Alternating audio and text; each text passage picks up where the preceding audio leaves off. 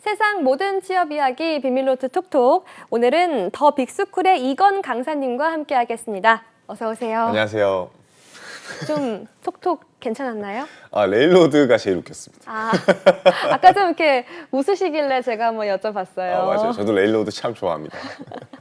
네, 알겠습니다. 원래는 이 꽃피는 봄이 다가오면은 채용 시즌이 한창이잖아요. 네. 근데 제가 그걸 봤어요. 최근에 500대 기업 중에서 절반가량의 기업이 채용 계획이 없다라고 답했다고 하더라고요. 맞아요. 예. 정말인가요? 일단 기본적으로 코로나 딱 끝나고 난 이후로 전 모든 게 좋아질 줄 알았는데 네. 아무래도 그때 풀어놓은 이제 돈들이 다시 이제 회수가 되면서 기업들도 약간 긴축 재정으로 돌아간 것 같아요. 그러니까 뭐 이제 마케팅 비용을 줄이는 것부터 시작을 해서 가장 효율적으로 줄일 수 있는 거는 사실 인력 채용을 안 하는 거겠죠. 그러니까 기업들이 어떻게 보면 허리띠를 졸라매는 상황인지라 뭐 네. 사실 그 체감을 취준생들이 할 수밖에 없는 현실인 것 같습니다. 근데 그렇다 하더라도 네. 항상 유망되는 산업 분야가 있는 거고 기업들도 채용을 아예 안 할 수는 없거든요. 왜냐하면 네. 퇴직자가 있으니까요. 그러니까 어느 정도 길이 아예 막힌 건 아니기 때문에 그 돌파구를 마련하는 게 굉장히 중요하다는 점을 항상 강조하고 있습니다. 네, 그렇습니다. 오늘 기업이 저는 되게 약간 인상 깊었어요. 저는 요새 훌쩍 떠나고 싶다. 이런 생각을 많이 하고 있었거든요. 근데 오늘 소개해 주실 그 소식이 저 같은 이런 떠나고 싶은 사람들이 모이는 곳이라고 들었습니다. 맞습니다. 이제 단순히 레일로드가 아니라 이제는 항공기, 비행기를 타고 해외에 있는 레일로드를 탈 수 있는 그런 환경을 조성해 주는 곳이죠. 한국공항공사 오늘은 이야기를 해보려고 합니다.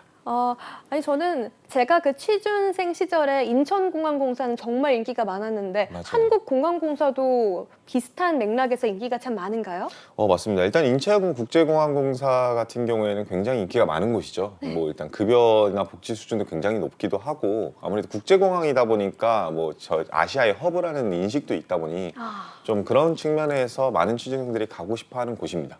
근데 이 항공 쪽은 그것뿐만 아니라 모든 데가 다 인기가 많지 않나라는 생각이 들더라고요. 뭐 사기업으로 치면 대한항공이나 아시아나 같은 경우에도 네. 많은 친구들이 가고 싶어하는 곳이고 그러다 보니까 이제 그런 곳에서 공기업이라고 한다면 더더욱이 그런 수요가 높을 수밖에 없는 환경이지 않을까 생각이 듭니다. 일단 약간 항공이라고 생각하면 뭔가 약간 로망이 있고 맞아요. 그러니까 막 떠나고 싶고 뭔가 맞아요. 낭만이 있을 것 그쵸. 같은 그런 느낌이 들어서 아마 더 인기가 또 있지 않나 이런 생각이 듭니다.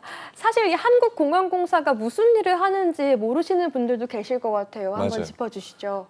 우리나라에 공항이 그냥 인천국제공항만 있냐라고 물어보면 또 다들 아니라고 얘기를 할 거예요. 근데 인천국제공항은 인천국제공항공사, 인국공이라고 보통 부르죠. 그쪽이 담당하고 있는 것이 사실입니다.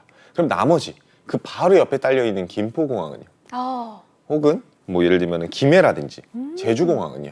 이렇게 생각해 보면 그 공항도 그러면은 제주공항공사라는 데가 있나? 라는 생각이 들 수밖에 없거든요. 아닙니다. 이 모든 인천국제공항공사를 제외하고 나머지 모든 공항들을 관리하는 공사가 있어야겠죠. 그럼 그게 어디냐라고 한다면 당연히 한국공항공사가 담당하고 있다. 이렇게 생각하시면 좋을 것 같아요. 그래서 지금 네. 한국공항공사가 지금 담당하고 있는 영역이 굉장히 다양해요. 김포, 김해, 제주, 대구, 광주, 청주, 양양, 무산, 울산, 여수, 사천, 포항, 경주, 군산, 원주까지 14개 지방공항을 통합 관리하는 공기업이에요. 근데 이제 그렇게나 많아요? 엄청 많더라고요. 저도 여기는 다 가보진 못했죠. 여러분들도 아마 제주공항 정도만 알고 있을 텐데 네. 굉장히 많은 곳들이 공항을 갖고 있고 그 공항들이 관리라는 거는 단순히 그냥 뭐 청소만 하는 것이 아니라 건설부터 시작을 해가지고 운영이라든지 아니면은 특히나 이제 뭐 드론이라든지 새로운 신영역이 등장하고 있기 때문에 그런 쪽에서 항공산업의 육성 지원 같은 것들까지도 담당하는 것이 이 공항공사의 업무다라고 생각하시면 좋을 것 같아요. 그럼 오늘 이 소개해 주시는 이 기업 한국공항공사도 역시 채용 공고가 떠서 소개를 해주시는 거겠죠? 맞습니다. 저는 이제 습관적으로 채용 공고부터 확인을 하는데 바로 오늘부터 채용 공고 이제 접수가 시작됐기 때문에 오늘 갖고 왔어요. 따끈따끈합니다. 다행히도 제가 이렇게 갖고 올 수 있었던 거는 어느 정도 예고가 되어 있었기 때문에 관심 있게 보셨던 분들은 아마 지금 현재 자소서를 쓰고 있지 않을까 싶고요. 지금 공항공사에서 2023년 상반기 신입사원 5급과 6급을 채용을 하는데요. 이 채용 규모 자체가 봤을 때 좀 상대적으로 작은 감이 없지 않아 있긴 한데 이게 작다고 하기에는 또 많은 숫자거든요. 5급 같은 경우에 일반직 했을 때 43명, 지역 전문으로 했을 때 12명, 6급 같은 경우는 일반으로 했을 때 12명 정도를 뽑더라고요. 그렇기 때문에 뭐 내가 좀 전략적으로만 선택해서 잘 지원한다라고 한다면 여러분들한테도 충분히 기회가 있는 그런 채용 공고이지 않을까 싶습니다. 지금 말씀 주신 것 중에 지역 전문이 있었는데 네. 그럼 지역 전문으로 지원을 하게 되면 해당 지역의 공항에서 근무를 하게 되는 건가요? 맞습니다. 이게 저도 사실 궁금해서 좀 찾아봤는데 뭐 여수공항이라든지 포항 경주공항이라든지 양양공항이라든지 이런 곳들을 내가 지원하는 시점에 지역 전문으로 지원하게 될 경우에는 딱 지정해서 지원이 가능하더라고요. 그러면은 이 전략적으로 내가 어차피 거기 내가 지금 양양에 산다. 나는 지금 거의 서퍼보이다. 라고 하시는 분들 같은 경우에 양양공항을 지원하는 것이 훨씬 더 합리적이겠죠. 근데 나도 이제 근데 여자친구가 있어요. 근데 그분이 서울에 살아요. 네. 그래서 이제 한 4, 5년 뒤쯤에는 내가 결혼을 할 것 같아요. 라고 했을 때 양양에 계속 남아있을 수 있는가? 이걸 한번 생각해 봐야겠죠. 지역 전문으로 했을 때 그러면 양양공항을 탈출할 수 있는 루트가 있는가? 있더라고요. 근데 그 루트가 최소 7년입니다. 7년이요? 네, 그러니까 내가 이제 지역 전문으로 지원했을 때는 최소 7년 이상을 그쪽에서 근무를 해야 된다는 게 전제로 깔리거든요. 그렇기 때문에 뭔가 내 삶의 이런 계획표를 한번 확인을 해보고 지금 당장에 우리 집 앞이네 지원해야지 이런 식으로만 접근하시기보다는 좀 7년 후에도 내가 이동할 생각이 없는지 이런 것들도 한번 체크를 해보시면서 접근하시는 게 좀 유리하지 않을까 싶습니다. 지금 서핑에서 잠깐 혹했다가 미래 계획을 생각해 보니까 정신 차리게 되는 것 같습니다. 맞습니다. 아무래도 지원 직무는 하는 역할에 있어서 연장선으로 볼 수 있겠죠? 맞습니다. 일단은 이제 공항을 관리한다라고 했으니까 관리직도 분명히 있을 것이고 시설도 분명히 있고 기술도 분명히 있습니다. 그래서 관리, 기술, 시설 이렇게 크게 세 가지 분야로 나뉩니다. 관리 직무가 저는 사실 이제 뭐 청소라든지 밥 나눠준다든지 뭐 이 정도라고 생각을 하고서는 직무를 살펴봤는데 이 관리 직무 자체가 그냥 행정 직무를 그냥 관리직으로 하더라고요. 그래서 행정 직무 아니면 전산 같은 어쨌든 전산 오퍼레이터도 필요하니까 그런 부분들이 사실은 이제 우리가 알고 있는 흔히 말하는 사무행정 관리 직무라고 생각하시면 좋을 것 같고요.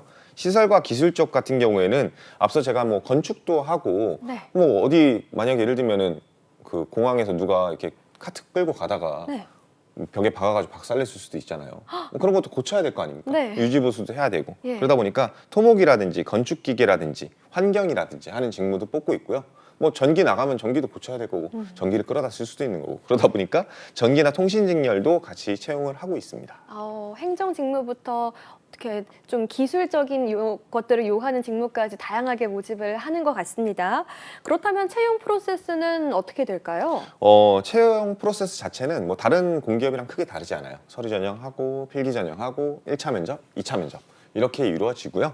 근데 이제 이게 불행인지 다행인지 모르겠어요. 그러니까 이게 다른 채용들과의 가장 큰 차이점을 이 프로세스에서 확인할 수가 있는데 네. 그게 뭐냐면은 자기소개서 2차 면접 같은 경우에는 큰 영향이 없다라는 생각이 들 정도로 좀 단순하다. 이렇게 얘기를 해드릴 수 있을 것 같아요. 자소서와 2차 면접이 영향이 없다? 그건 또 어떤 말인가요? 일단은 제가 2차 면접부터 말씀을 드릴게요. 최종 네. 면접이니까 아마 그게 관심이 더 많을 텐데 네. 1배수입니다. 1배수인 거는 어쨌든 간에 1차 면접에서 최종적으로 뽑을 만한 사람들을 다 뽑아놓고 뭔가 지금 사상 검증을 했을 때 너무 이상한 친구가 있다라고 하면 그때 떨구겠다겠지만 웬만하면은 2차 면접에서 내가 막 갑자기 일어나가지고 공항공사 죽어라 이렇게 하지만 않으면은 웬만하면 합격하지 않을까 라는 생각이 들겠죠. 너무 놀랐어요. 그렇죠. 공항공사 죽어라. 나쁜 놈들 이렇게 얘기를 하지 않는 이상 이제 면접관 뒤로 놀라서 그렇죠. 넘어질 것 같습니다. 그럼 뭔가 예. 이상하다 떨어뜨리지만 1배수면은 웬만하면 합격한다는 소식이겠죠. 그래서 보통 서류, 필기 1차 면접 정도로 보는 것이 이제 합리적인 것 같아요. 근데 이제 중요한 건 또 자소서도 영향이 별로 없는 것 같다라고 이야기를 했던 게 예. 서류 전형 같은 경우에는 제출 자소서를 필수로 하는 것이 사실입니다. 하지만 이 서류 전형 자체를 평가하는 요소가 100점 만점으로 어학 성적이랑 자격증 이 두 가지로만 평가한다고 되어 있거든요. 그러니까 자소서는 거들뿐, 약간 슬램덩크의 왼손은 거들뿐 같은 느낌이다라고 생각하시면 좋을 것 같습니다. 왼손은 거들고 이제 그 어학 성적과 자격증으로만 구분이 되는 맞습니다. 그런 전형이었군요. 그러면은 어학 성적이 굉장히 중요할 것 같은데 토익으로 치면은 몇 점 정도가 되어야지만 어느 정도 합격선에 들어간다라고 할 수 있을까요? 제가 어렸을 때도 이렇게 채용 설명회를 가면요. 항상 나오는 질문이 그거였습니다. 인국공을 가든 공항공사를 가든 채용 담당자님 토익 점수는 몇 점부터가 뭐 합격선입니까? 제일 궁금해요. 유리합니까? 네. 이렇게 물어보거든요. 그러면은 뭐 그런 건 없습니다. 허허 뭐 걱정하지 마세요. 여러분들 성적이면 다 됩니다. 허허라고 하면서 항상 끝에 멘트를 남기셨어요. 뭐라 그랬냐면은 당연히 고고익선이죠라고 이야기를 하셨어요. 근데 그게 팩트인 것이 환산 기준표를 보면 알 수 있거든요. 그러니까 토익을 제출하는 분들이 있을 거고 탭스를 제출하는 분들이 분명히 있을 거란 말이죠. 근데 그런 분들을 봤을 때는 지금 점수를 난 탑스 몇 점인데 토익을 몇 점으로 쳐줄까? 아니면 JPT를 몇 점으로 쳐줄까? 이런 고민이 있을 텐데 한 번씩은 한번 열어보셨으면 좋겠어요. 환산표를 1000점 만점 기준으로 해서 990점, 토익은 990 만점이죠? 네. 그게 1000점이더라고요. 그럼 985점은요? 그것도 거의 비슷하게 한 문제 차이 아니에요? 그분은 994점 정도 되더라고요. 환산 기준표에 따라서 점수 배점이 있기 때문에 이걸 통해서 여러분들이 사실상 이제 고고익선이 유리하다라는 것을 확인할 수 있는 거라고 생각하시면 좋을 것 같고요. 행정 750 이상, 뭐 전산기술은 700 이상이면 지원이 가능하다라고 써 있긴 한데 지원이 가능한 거예요, 여러분. 점수는 높을수록 좋습니다. 근데 다만 그런 건 분명히 있겠죠. 여러분들이 어느 정도 성적을 받아놓고 서류를 뒀는데 합격을 했어요. 그러면 그때부터는 필기랑 면접에 집중을 하면 돼요. 그때 가가지고 또 토익 성적을 어떻게든 올릴 필요는 없는 거겠죠. 이 정도 성적이면은 그래도 서류전형에서 30배수, 40배수 이내에는 들어간다라는 걸 확인할 수 있는 거니까요. 사실 그 예전에 그 채용 설명회를 다녀봤던 그런 경험으로 비추어 봤을 때 고고익선이란 말은 별로 알려주기 싫은가? 약간 이런 생각이 들었거든요. 맞아요. 근데 이렇게 환산표가 딱 있으니까 진짜였네 이런 생각이 드는 것 같습니다. 맞습니다. 아무래도 또 공항이라는 특수한 환경 때문에 어학 성적이 좀 더 중요한 그쵸. 것 같아요. 그렇다면 이 어학 다음에 필기가 또 중요한 요소가 될 텐데 맞습니다. 어학 성적을 통과했다 한다면 이제 필기 어떻게 준비하면 될까요? 지금 여태까지 항상 필기 시험 자체는 이제 과거의 사례에 뭐 빗댈 수밖에 없는 것 같아요. 네. 근데 매년 바뀔 수도 있고 매 시즌 바뀔 수 있다는 점은 좀 이해를 해두셔야 될 것 같고요. 네. 그럼에도 이제 채용 공고문 자체를 살펴봤을 때는 크게 달라지진 않을 것 같다. 그렇기 때문에 과거의 사례를 한번 분석해 보는 것이 여러분들한테 유리할 거다라고 일단 말씀을 드릴게요. 네. 일단 첫 번째 특징 같은 경우에는요, 제가 이제 NCS 문항이 굉장히 길다라는 특징을 항상 들었어요. 그러니까 다른 데들 같은 경우는 이제 A4 용지 한 페이지라고 한다면 3문제, 4문제 이렇게 있는 경우가 굉장히 많았는데 네. 이 공항공사는 갈 때마다 거의 A4 용지 한 페이지가 한 문제다. 이런 피드백이 있더라고요. 그러면은 이게 사실 그러면 시간을 좀 많이 주나? 라고 네. 했는데 50문제를 60분 안에 풀어야 되는. 근데 이제 그만큼 어떻게 보면 문제 자체의 난이도는 좀 낮을 수는 있습니다. 네. 근데 이제 긴 지문을 준다라는 것은 어느 정도 빠르게 읽고 그 맥락과 포인트를 체크해가지고 문제를 얼마나 정확하게 푸는지 이걸 평가하겠다. 진짜 NCS형이다라고 생각하시면 좋을 것 같아요. 그래서 여러분들 입장에서도 긴 양을 빠르게 숙지해가지고 답을 내리는 거 간단 명료하게 체크를 하는 방법에 대해서 좀 연습을 해놔야 될 것 같고요. 막 그때 기존에 막 시중에 나와 있는 책들은 대부분 다 한 줄, 두 줄에 문제가 끝나는 경우가 많거든요. 그런 연습 문제보다는 좀 더 지문의 길이가 긴 연습 문제를 위주로 체크를 해놓으셨으면 좋겠습니다.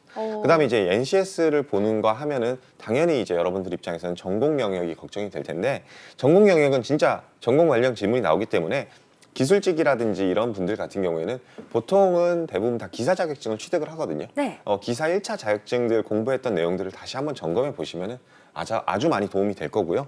뭐 이제 행정 쪽 같은 경우에는 굉장히 좀 경영 어떤 문제가 나오지 뭐 이런 고민이 있을 텐데 예를 든다면 뭐 수학 분석이라든지 선형 도형이라든지 아니면 ROE 계산이라든지 아니면 수요 예측 기법 같은 정말 이제 경영학 원론에 나올 법한 이야기들이 나와요.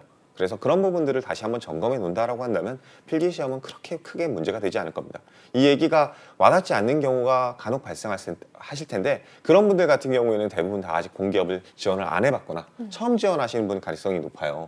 근데 내가 인국공 혹은 공항공사만 지원하겠다고 하면서 침 흘리면서 거기만 지원하고 1년에 하나만 지원한다라고 한다면요. 그건 정말 바보짓이에요. 그렇기 때문에 내가 다른 공기업들도 특히 이렇게 NCS나 직무 전공 이런 것들을 시험을 보는 곳이라고 한다면요 적극적으로 지원을 하셔서 떨어진다 할지라도 필기 시험을 많이 봐보셨으면 좋겠어요. 침 흘리다가 닦았습니다. 그렇죠. 예.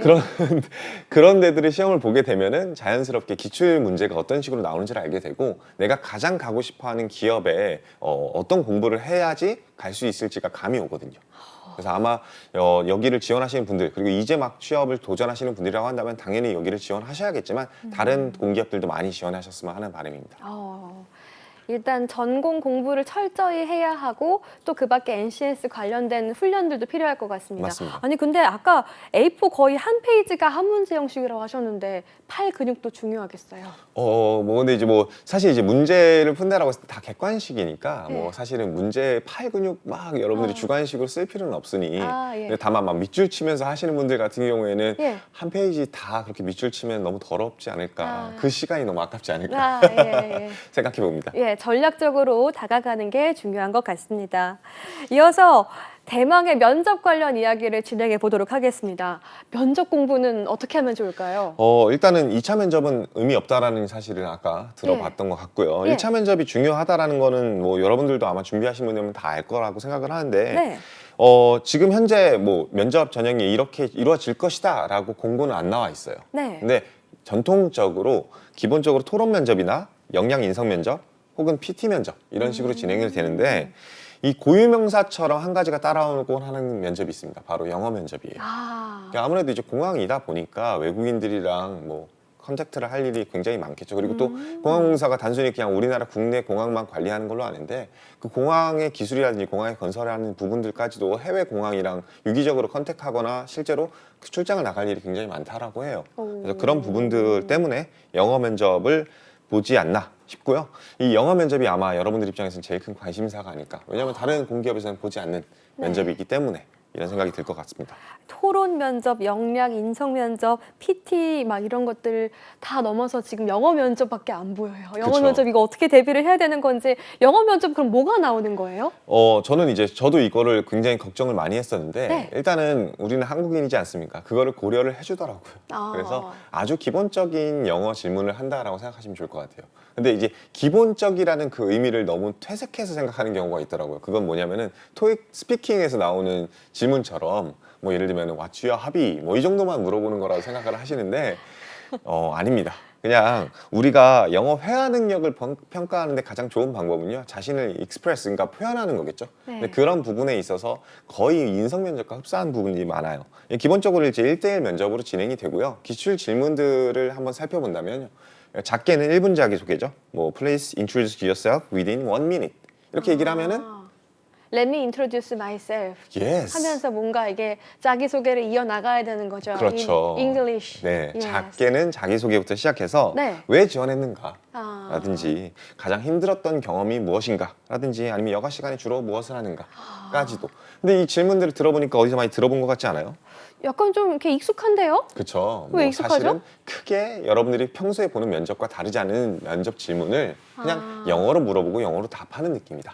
사실 이게 준비를 안 하면은 깜짝깜짝 놀라서 나 칩이 뭐였지? 갑자기 이렇게 될 수 있는 건데 이제 좀 기본적인 것들을 영어로 한다라는 것들을 좀 이렇게 생각을 하고 염두에 두고 준비를 꼼꼼하게 해야 될 것 같습니다. 맞습니다. 그리고서 이제 제일 중요한 거는 사실 영어 면접을 본다라고 해서 영어를 급하게 준비하시는 분들이 굉장히 많아요. 근데 저는 이제 팁을 드리면요. 일단 인성 면접부터 준비하라는 얘기를 하고 싶어요.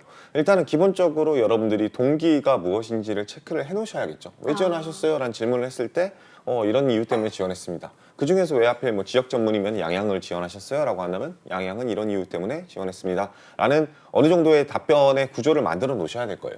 왜냐면은 그 답변의 구조랑 영어 답변의 구조가 달라버리면은 그러니까 하나는 제임스인 거고 하나는 이건인 거죠. 그러면 약간 이게 뭐야? 약간 2인 1인 체제인가 약간 생각이 들 거예요. 영어 질문에서는 My hobby is watching movie 이렇게 해놓고서는 watching film 이렇게 해놓고서는 여기 와가지고는 제 취미는 운동입니다 이렇게 얘기를 해버리면은 도대체 뭐가 정답인지 알 수가 없겠죠. 그렇기 때문에 다중화하지 말고 다중인격으로 만드시지 말고 일단은 한글 답변부터 준비를 해라. 첫 번째 키는 그거고요. 그 키를 바탕으로 이거를 만약에 영어로 파라프레이즈를 한다면 어떤 식으로 될지를 준비를 해라. 근데 여기서 중요한 거는 기본적으로 대부분은 이거를 영어로 준비를 하다 보니까 네. 자연스럽게 그냥 손글씨로 영어로 번역을 해놔요. 그다음에 그걸 외웁니다. 근데 그러면요 실수할 때가 굉장히 많아요.